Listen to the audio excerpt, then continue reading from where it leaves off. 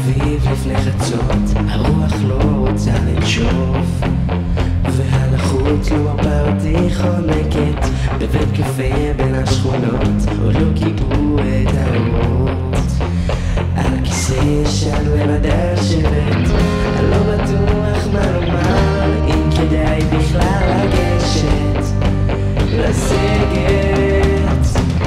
רוח באה מן הים, אמא שליחה מבט קטן, אותי מזמינה לשבת.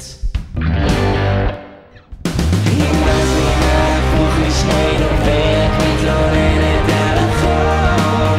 איזה חום, אולי לזוז שומרת, גם בדירה סגורה ממש קרוב לדרך השלום. נזמין חשבון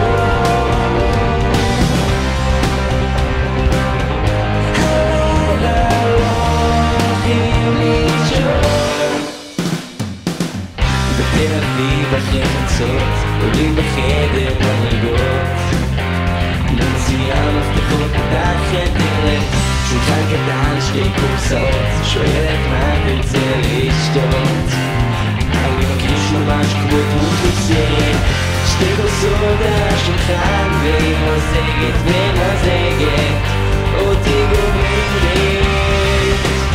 ודקתו יאיר לבן, זורקת לי חיוך קטן, כלת הלב שלי נכנסת. היא מזמינה הפוך לשנינו ורק מתלוננת על החום. איזה חום, אולי לזוז שואלת, גם בדירה סגורה ממש קרוב לדרך השלום.